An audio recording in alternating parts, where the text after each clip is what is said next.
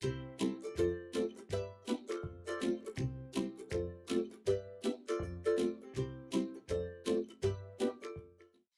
guys, welcome to today's Battle of the Foundation. Well, today I am trying out the Covergirl Outlast Active Foundation. The least expensive price I could find was $8.94, and that's at Walmart.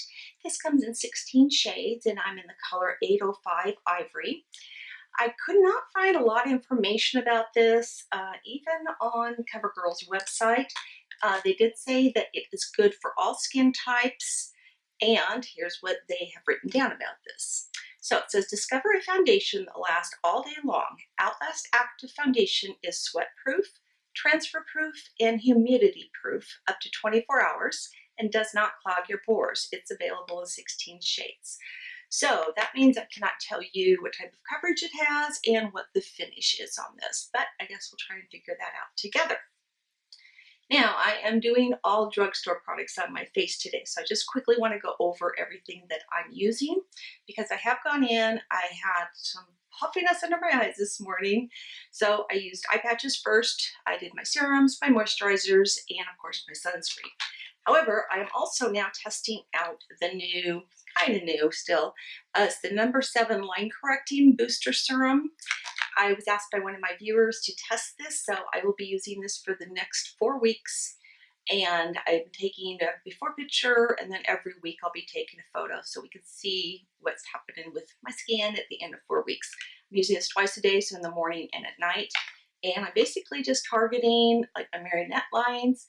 I discovered the name of what these are called down here. These little things. Those are called accordion lines. Love that one. Of course, across my forehead and my crow's feet as well. And then I also have a couple of lines here. That goes way back when I was in the car accident. I was in a soft neck brace every night while I slept, so that meant my face was kind of like this and just pushed it up, and I think that's what kind of caused those wrinkles. So let's go over the rest of the stuff really quick since we're going all drugstore.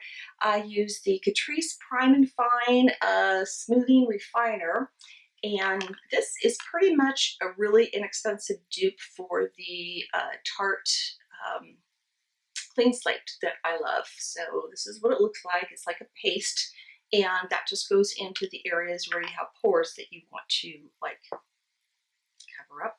Fill up, I guess is another way you can put it. And then because I also need some extra moisture in my face right now, I use the JCat H2O Fresh Dewy Base Primer. This is very, very cooling and smoothing and very moisturizing feeling on your face. Then, because I just picked this up and realized I wanted to try and use it as well, I went in with the Essence PRIME+STUDIO Glow Boosting Pore Minimizing Primer. And I just use this in the areas like across my cheeks, forehead, down my nose, and my chin, where I just want to have a little bit more of a glow. And boy, does it ever. So this is interesting too because it's got, let me squeeze some out of my finger. It's got some color to it, so it's not just clear. Let me spread it out of my hand. See how it adds just a little bit of glow. So this is really an inexpensive product that you could pick up, mix it in with your foundations, just put it on your face if you just want a little bit extra glow. All right, I've also under eye color corrected, but the concealer that I used is the Essence, this is the Camouflage Healthy Glow Concealer. I'm pretty much blown away by this. Did pretty darn good. It says it's waterproof and it has a vitamin complex in it. So we'll see how this turns out. Okay, as always, I'm going to use a brush on one side and a sponge on the other. My poor sponge has finally started to split, so I need to get some more of them. But let's go in. So the tube here has a squeeze. I've worn this one other time, so I'll be able to give you a really good impression at the end of this video on how I liked it. It's not too thick and it's not too runny, so there you can see the consistency of it. And again, I'm in a 05 Ivory.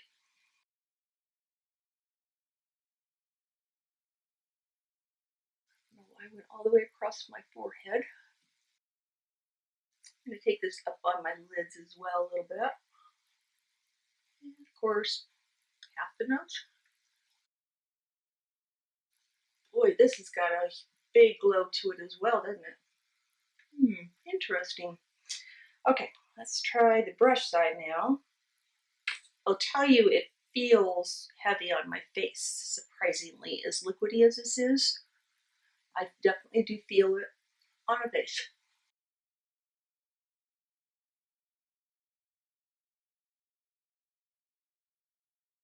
I definitely wouldn't say, based on the sponge side, that this is a full coverage foundation.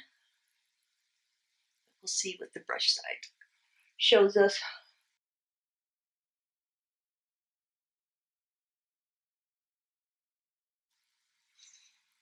Okay, let me zoom in a little bit and we'll take a close-up look at how it looks so far. All right, I did get a lot of you saying that they preferred it with the ring light turned down a little bit, not all the way down, but just a little bit. Plus you preferred the outdoor shot, so I think we have enough sunshine today. I can go out there and get some shots of it as well. So again, this is just with one layer, brush side versus sponge side.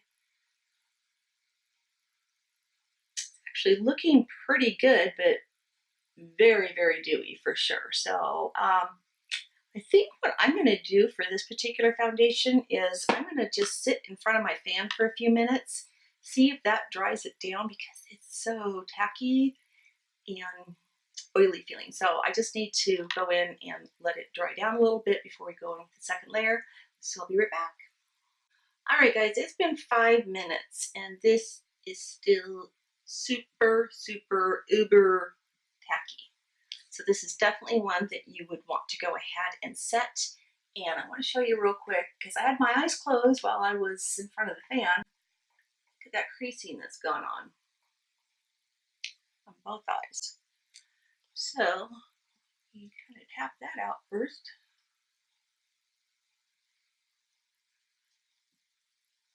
This just might be one of those eyeshadows you don't want to use for like your eyelid primer. That one creased really bad. Okay, let's go in with a little bit more, because I'm seeing quite a few of my hyperpigmentations and I've got some broken blood vessels. I really don't have a preference between the brush side and the sponge side. I think they both perform the same. So I'm just going to tell you, go with your preference in that one.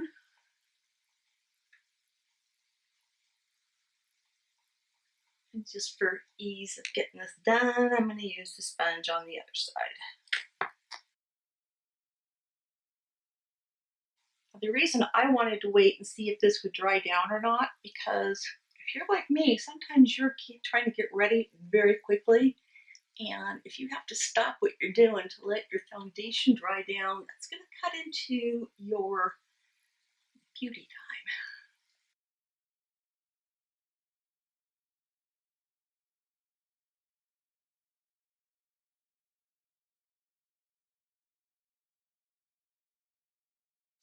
That helped a bit. I feel like it's probably, I'm turning it over to my zoomed in mirror. I feel like this is probably a high medium foundation as far as coverage goes, but ugh, it's all over my nails. It's funny that it wrinkles so badly on my eyelids because it's not really settling into the wrinkles anywhere else. So let me go ahead and I'll finish up with my makeup and I will be right back. Okay guys, I'm trying to find the best sunlight I can, so hopefully this is going to turn out, because it's one of those days where the sun will peek through for a few seconds and then it's cloudy and then the sun's back out again. So anyway, this is what it looks like. I'll get you in a little closer and kind of show you around my face.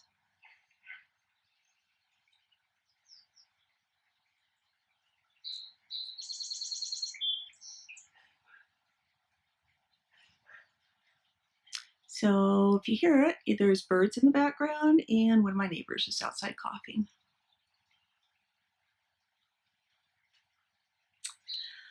All right, so let me go in and I'll get some photos also with the ring light down, and we will then talk about this foundation. So sit tight. All right, guys, I'm back, and here's the final look with the makeup. If you have a chance to also include some, hopefully, video of what it looked like outside. That's if that footage turned out, so we'll soon see. Anyway, I think this looks great. After adding powder and my contours and bronzers and everything, it really covered all of my things I wanted it to cover. Powdering it was the lifesaver. It took away all that tackiness, but yet it still left a good glow coming through. And it doesn't feel oily or heavy on my skin now, so you'll definitely want to go ahead and powder this one. But a little close, it's looking so good. It's not creasing and anything. And I've had it on now for, where's my phone?